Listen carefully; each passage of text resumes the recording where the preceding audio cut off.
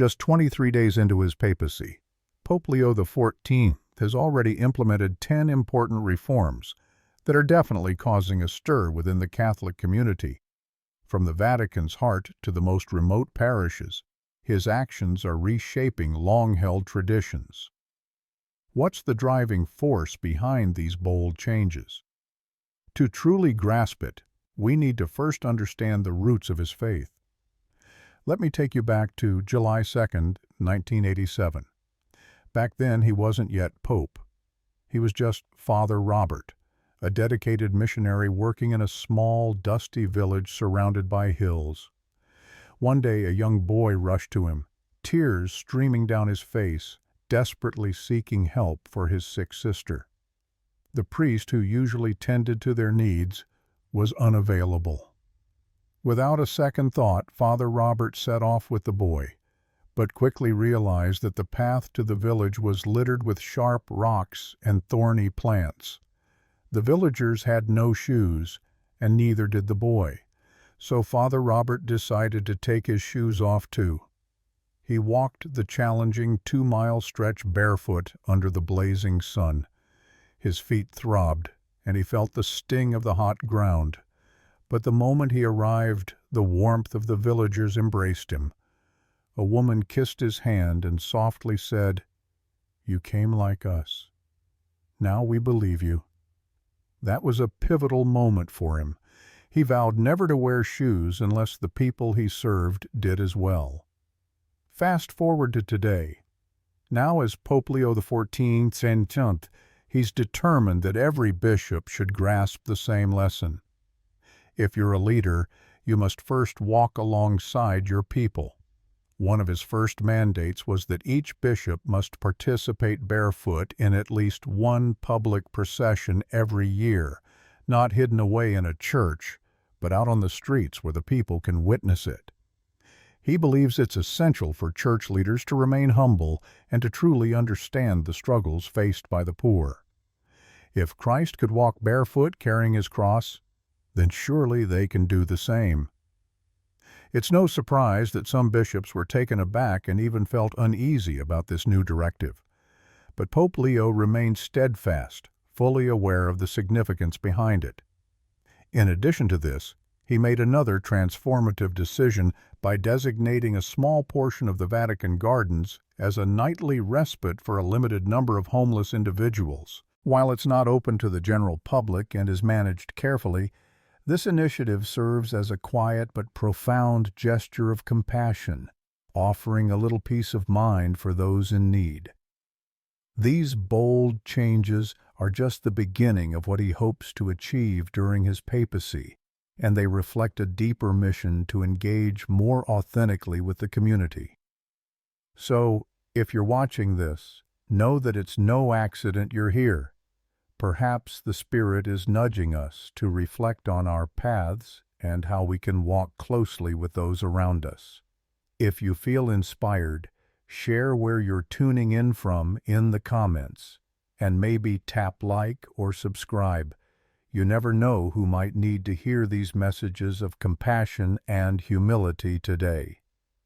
I want to share a bit about what Pope Leo XIV has been doing lately, and I think you'll find it moving. He's been making some impactful changes, particularly in how the Church interacts with those in need. Imagine this. There's a serene corner in the Vatican gardens where people who have nowhere else to turn are welcomed. They receive warm meals, clean blankets, and a safe haven, all away from the cameras and media scrutiny. It's just pure, quiet kindness. Pope Leo XIV has a profound belief about community, which he articulated beautifully. If the Garden of Eden was intended to be shared, then so should ours. This perspective surprised a few people within the Vatican. One official even expressed concern about how this initiative might affect the garden's image. In response, the Pope famously said, "The only image I care about is Christ, and he had no place to lay his head." It's powerful, isn't it? It connects back to his earlier life experiences. Back in January 1979, before he became Pope, he was just a student named Robert Prevost. He volunteered at a church soup kitchen, serving hot stew every Wednesday. One evening after locking up, he noticed an elderly man huddled on the steps, wrapped in a newspaper and shivering. Instead of walking away, Robert sat beside him for a spell. They didn't exchange many words, but as he got up to leave, the man whispered, "Thank you for seeing me." That simple acknowledgement has stayed with him and influenced his mission now that he's Pope, making sure that others too feel seen, especially in those quiet moments in the Vatican gardens. Another significant change he embraced involved his attire. Gone are the days of extravagantly ornate papal garments during everyday church events. While he still dons traditional robes for important ceremonies, he chooses simpler clothing, the plain white robes, fewer adornments, and minimal gold. He even asked photographers to divert their focus from his clothing and public appearances. When asked about his choice for a more straightforward robe during a major mass, he smiled and remarked, "People are hungry for truth, not fabric." It didn't provoke much controversy, but certainly raised eyebrows. Some Vatican insiders were thrown off initially, yet many felt it was a breath of fresh air, as if the Church was revitalizing itself. If we think about it, this behavior stems from his commitment to simplicity that started long before he wore the papal white. In 1981, he took vows with the Augustinian order, vowing to live simply and avoid displays of pride. Even as a young friar, he preferred serving food from the back rather than sitting at the head of the table, donning the same black robe day in and day out. When he ascended to bishopric, his attire remained humble, no gold chains, no tailored outfits. It's heartening to see how these early values have shaped his papacy, reminding us all of the importance of service and humility. Let me share a story that changed my perspective significantly. It happened during one of my trips to a small rural parish in Peru. There was this young girl who looked down at my well-worn shoes and said something that struck me deeply. "You dress like our fathers. You must care like they do too." That moment resonated with me, and it's a belief I carry even now as Pope Leo XIV. I truly feel that if we want to show our hearts to the world, we shouldn't hide them behind ostentatious symbols. That's why one of the first things I did was introduce more inclusive language into our church practices. Admittedly, I didn't overhaul everything. The essence of the Mass remains intact, but gradually, small changes are being woven in. For instance, in some places, we've transitioned brothers to brothers and sisters, and we've embraced gender-neutral terms in various readings. When I considered these adjustments, I felt compelled to remind everyone that God speaks to every heart, and our language shouldn't obstruct His voice. I've noticed that while some bishops were hesitant, calling these changes too modern, many recognize the importance of language and how it can either wound or heal. This perspective comes from my years serving in Peru between 1985 and 1994, where I encountered people from diverse backgrounds and stories. I met women who had never felt encouraged to speak in church, and families whose children were made to feel unwelcome because of their appearances or lifestyles. I distinctly remember telling a local catechist, "If the gospel makes someone feel left out, we've gotten it wrong." There was this poignant moment one Sunday after Mass. An elderly woman approached me, tears in her eyes, expressing that she finally felt represented in the prayers that day. It was a simple yet profound reminder that sometimes just saying "you belong" can be the first step toward making it a reality. In addition to fostering inclusivity, I also launched the Green Vatican Initiative, aiming for the Vatican to achieve carbon neutrality by 2030. The plan involves harnessing solar energy, minimizing waste, planting new trees, and reducing plastic use in Vatican City. It's certainly a big shift, but I believe it's essential. I stressed this point in a public address on May 20th, 2025, declaring, "We cannot preach care for the soul while ignoring the home that holds it. The earth is God's gift, and we must protect it." Some have deemed it overly ambitious, while others commend it as a courageous move. Regardless, for me, caring for our environment is not just a task, it's a mission. Once, I found myself reflecting on a pivotal moment in my life that completely reshaped how I view our connection with the environment and faith. Back in 1992, I traveled to a small village on the outskirts of the Amazon rainforest. It was a place that used to be alive with lush greenery and crystal-clear rivers. But what I encountered shook me to my core. The trees, once standing tall, had all but vanished, and a thick haze of smoke filled the air. I could hear the gentle coughs of children, suffocated by the smoke from the fires that blazed to clear the land. One particular moment struck me vividly. A young girl looked up at me with tears in her eyes, saying, "We can't pray under the trees anymore. They are all gone." That haunting statement has lingered in my heart ever since. Now, as Pope Leo XIV, I firmly believe that caring for our planet is integral to our mission. To honor God, we must also honor His creation. I often say, there's no holiness in stained glass if the sky above it is dying. This passion for environmental stewardship is just one part of my vision. I've also transformed how our church operates on a more local level. I made a decision to grant greater authority to local dioceses around the globe. Rather than forcing every significant choice to funnel through Rome, I've encouraged local bishops to take charge of matters such as language, worship, and cultural practices. My intent is simple. Let the local churches serve their communities in ways that resonate with them. During a meeting with fellow church leaders, I emphasized, you cannot lead a village from a balcony in Rome. You must be close enough to hear their voice. Sure, some worried that empowering local leaders could lead to chaos. But I believe, looking back at history, that the early church thrived not because of rigid control, but because of trust. Another experience replaying in my mind is from 1988, when I was sent to a secluded parish nestled deep in the mountains of Peru. There, I was isolated.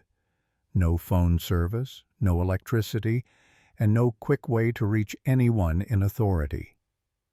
The locals managed everything themselves: music, baptisms, Bible studies, funerals. Initially, I perceived this as chaotic, but soon the beauty of their self-sufficiency dawned on me. They weren't just waiting for directions, they were serving from their hearts. One Sunday, I asked a village elder why they didn't reach out to the office in Lima for assistance. He gave me a warm smile and said, "Because God already lives here, we just listen." That profound realization resonated deeply with me. Now, as Pope Leo XIV, I strive for our church to trust its people more. A true shepherd must not only lead, but also listen to the flock. This is the essence of my mission and the principles that guide my leadership. Let me tell you about some significant changes that Pope Leo XIV is bringing to the Vatican. He's been focusing on fostering dialogue among various religions, which is quite a departure from traditional church practices. New councils are being formed globally, consisting of priests, scholars, and everyday people. These groups are dedicated to meeting regularly with leaders from Islam, Judaism, Buddhism, and other faiths.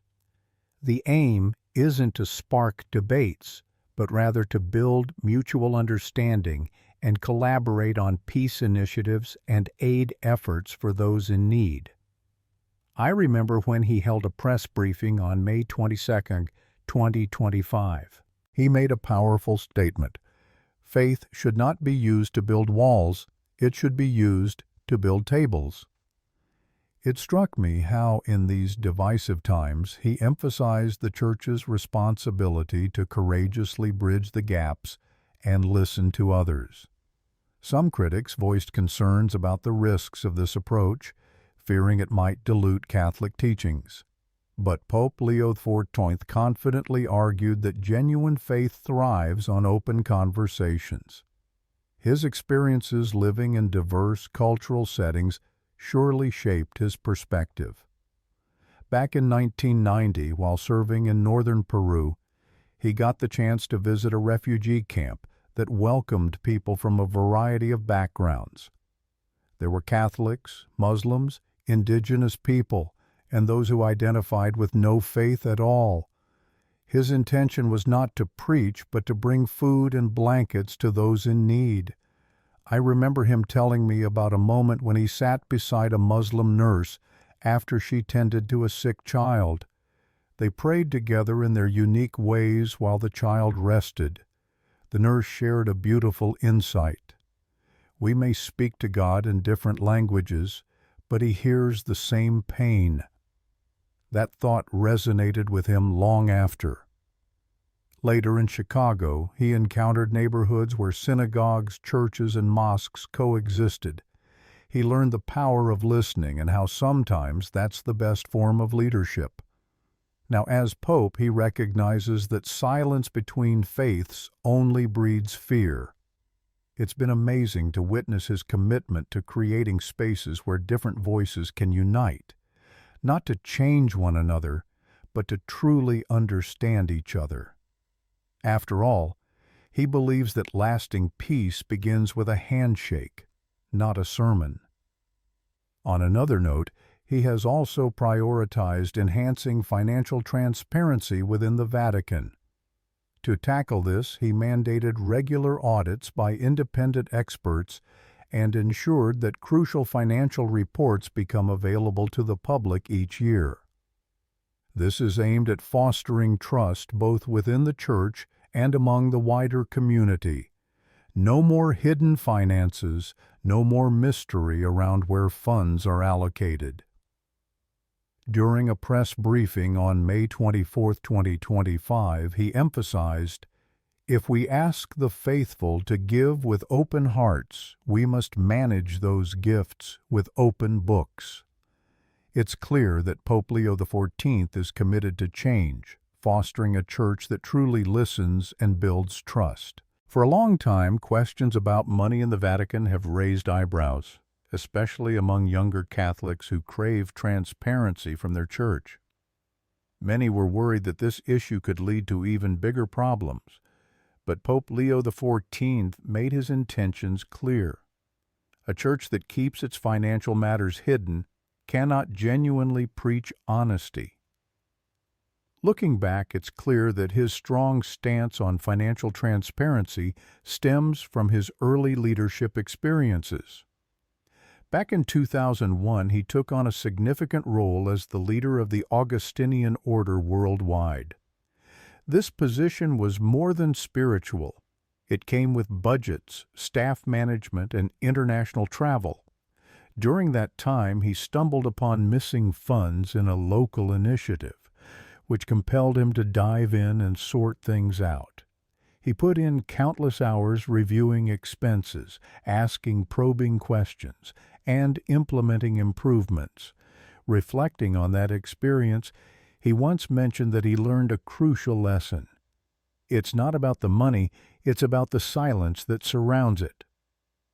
Before he ascended to the papacy, he also contributed to the Vatican, managing departments with enormous responsibilities. There he witnessed firsthand how cumbersome the paperwork could be. and how difficult it often was for average Catholics to track how their contributions were being utilized. He always believed that improving the church's financial practices was about more than just the dollars and cents. It was about building trust. Now, as Pope Leo XIV, he's turning that conviction into action, ensuring that Catholics understand exactly how their donations are employed to support missions, assist the underprivileged, and keep the church thriving.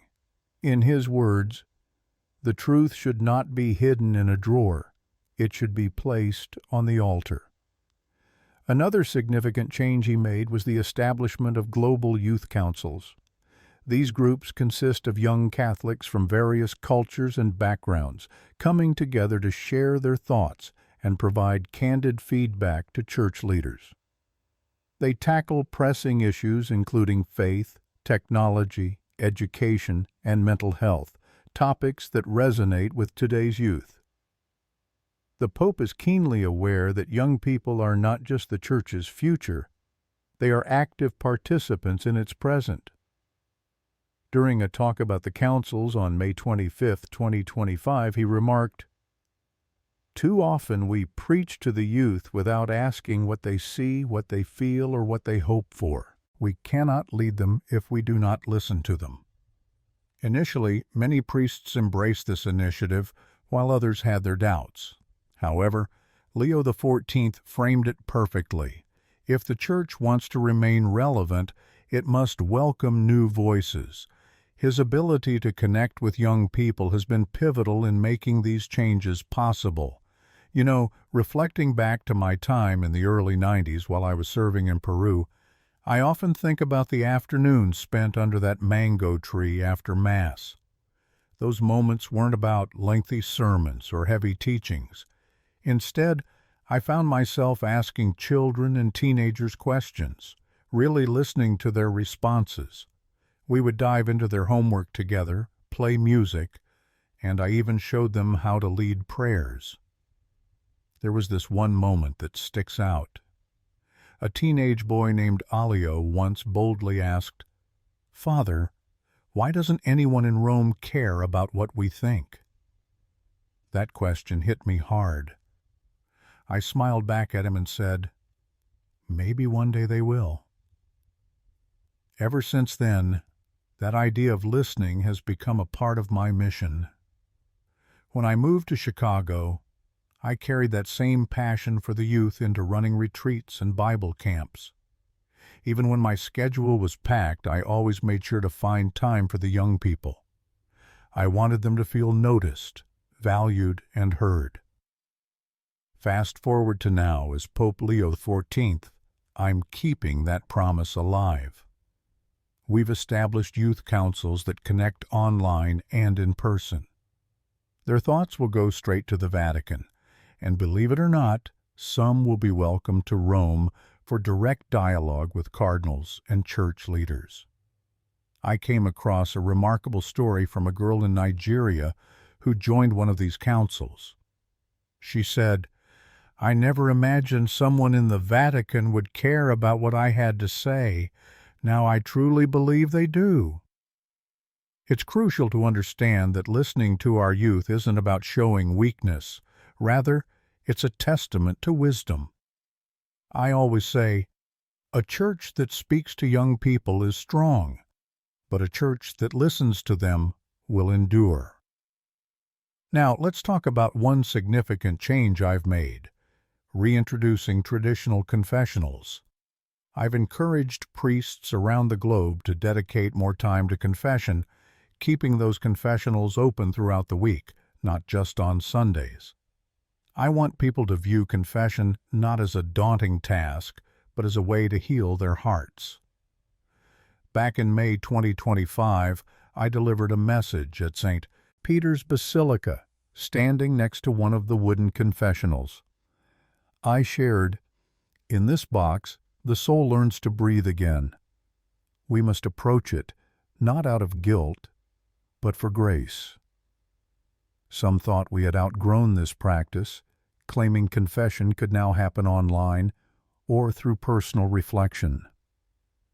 While prayer is undeniably powerful, I emphasize that confession means more than just saying, "I am sorry."